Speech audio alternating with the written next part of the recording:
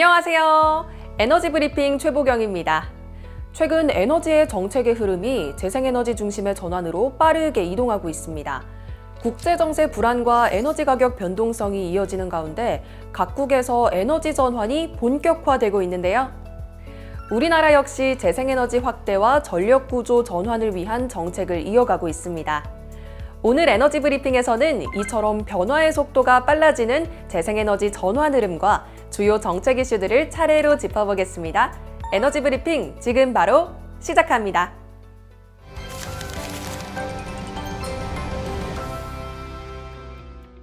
정부가 전쟁 상황에 대응하기 위한 추가 경정 예산, 이른바 전쟁 추경을 통해 재생에너지 중심의 에너지 전환 정책에 속도를 내고 있습니다. 국회 예산결산특별위원회를 통과한 이번 추경에는 약 6천억 원 규모의 에너지 전환 관련 예산이 포함됐는데요. 정부는 최근 중동 사태 등 지정학적 리스크가 확대되면서 원유와 나프타 등 화석연료 수입 의존도가 높은 구조가 에너지 안보 측면에서는 취약하다는 점에 주목하고 있습니다.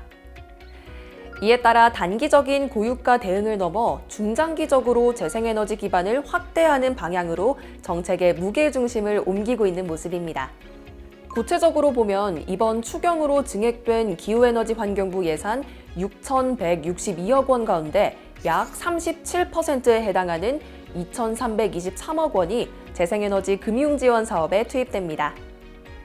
이 사업은 기업과 마을, 발전사업자 등이 태양광과 육해상 풍력 등 재생에너지 발전 설비를 설치할 때 장기 저리로 자금을 지원하는 구조인데요. 특히 주민이 직접 발전소를 운영하고 수익을 공유하는 햇빛 소득 마을 사업에는 태양광 설치 비용에 대한 대출이자를 정부가 지원하기로 했으며 이를 위한 용도로 60억 원이 배정됐습니다. 또 산업단지와 공장 지붕을 활용한 태양광 사업에는 1,245억 원, 가정과 학교, 전통시장 등 소규모 태양광 설비 보급에는 767억 원이 배정됩니다. 정부는 이번 추경을 포함해 총 10만 가구에 태양광 설비를 보급한다는 목표를 세우고 있습니다. 재생에너지 확대 과정에서 핵심 인프라인 에너지 저장 장치 ESS 구축에도 588억 원이 배정됐는데요.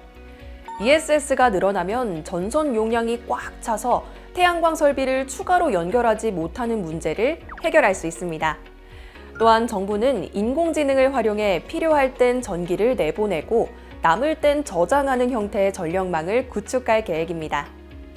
이 밖에도 중동 사태로 원료 수급 문제가 부각된 종량제 봉투를 재생 원료 기반으로 생산할 수 있도록 설비 지원 138억 원이 반영됐으며 전기차 보조금은 1,500억 원 증액하고 에너지 취약계층을 위한 에너지 바우처 예산은 102억 원이 늘어났습니다.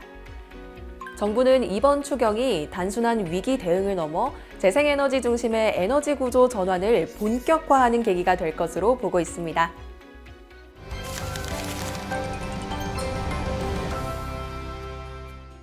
정부가 송전망 건설 갈등을 해소하려는 방안으로 개통소득 제도 도입을 추진하고 있습니다. 개통소득은 전력망이 지나는 지역 주민이 송전망 사업에 직접 투자하고 그에 따른 수익을 함께 나누는 방식으로 기존 지원금 지급에 송전금 사업 수익까지 더해지는 건데요.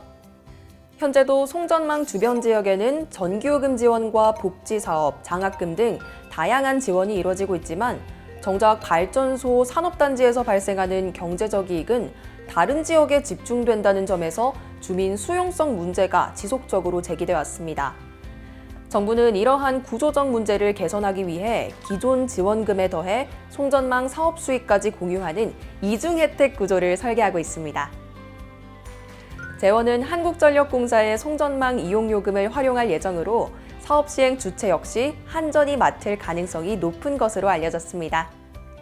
이번 제도의 도입 배경에는 지연되고 있는 송전망 건설 문제가 있는데요. 대표적으로 동해안 수도권 초고압 직류 송전망 사업은 2015년에 계획이 세워졌지만 경과지 합의는 지난해에야 비로소 마무리가 됐습니다. 사업의 종착지인 동서울 변전소 증설 사업은 여전히 갈등이 풀리지 않아 완공 시점도 2029년 이후로 밀렸습니다. 한편 지난해 겨우 준공된 북당진 신탕정 송전선로 사업 역시 주민의 반대로 13년이나 늦어져 국내 최장기 지연 사례로 기록돼 전력 인프라 구축의 병목 현상이 지속되고 있습니다. 정부는 개통소득 제도를 통해 송전망을 기피 시설이 아닌 지역 주민이 수익을 얻을 수 있는 참여형 자산으로 전환해 수용성을 높이겠다는 방침입니다. 기후부는 해당 제도를 통해 약 180만 명의 국민이 혜택받을 것으로 보고 있고 햇빛소득마을과 바람소득마을에 이어 개통소득마을까지 완료될 경우 혜택을 받는 국민이 1,000만 명까지 확대될 수 있을 것으로 전망하고 있습니다.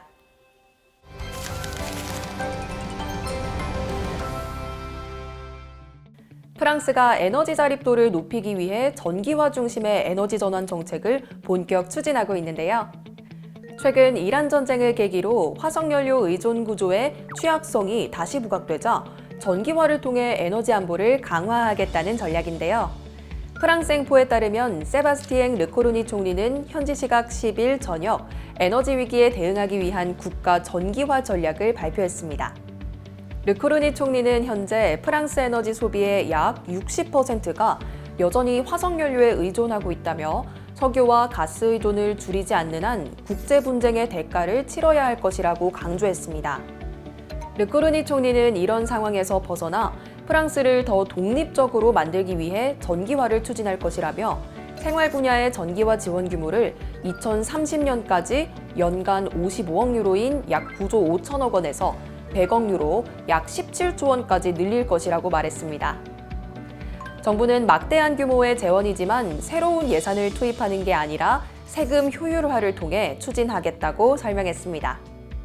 또한 열펌프 확산을 위해 2030년까지 매년 100만 대의 열펌프 설치를 목표로 제시하고 2050년까지 200만 호의 사회주택에서 가스보일러를 완전히 퇴출하는 계획도 세웠습니다. 또한 전기 난방을 표준으로 만들 것이라며 85테라와트시의 가스를 순수 프랑스산 에너지로 대체하겠다는 방침도 밝혔습니다. 이는 프랑스 가스 수입량의 20%에 해당하는 양입니다. 이와 함께 전기차 확대 정책도 추진되는데요. 정부는 올해 추가로 5만 대의 전기차 보조금을 지원하고 2030년까지 신차 3대 중 2대를 전기차로 전환한다는 목표를 제시했고 생산업계에는 내년부터 연간 40만 대, 2030년에는 100만 대의 전기차 생산을 촉구했습니다. 프랑스 정부는 단기적인 에너지 가격 대응보다는 구조적인 전환에 집중하는 모습을 보이고 있는데요. 이번 정책은 국제 분쟁과 에너지 가격 변동성 속에서 에너지 자립을 강화하기 위한 대응 전략으로 해석됩니다. 강한 것이 살아남는 것이 아니라 환경에 맞는 것이 살아남는다. 다윈의 말처럼 생존은 적응의 문제로 다가옵니다. 인류는 늘 수많은 환경 변화 속에서 그때마다 삶의 방식과 구조를 바꾸며 지금까지 생존해 왔는데요. 돌을 도구로 쓰던 시대에서 에너지를 다루는 방식까지 우리는 늘 새로운 환경에 맞춰서 삶의 양식을 바꿔왔습니다. 최근의 에너지 환경 역시 그 연장선 위에 있습니다.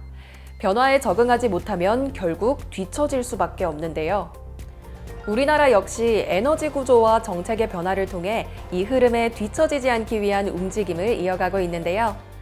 에너지 브리핑은 그 흐름을 발빠르게 전해드리겠습니다. 지금까지 최보경이었습니다. 다음 브리핑에서 또 만나요.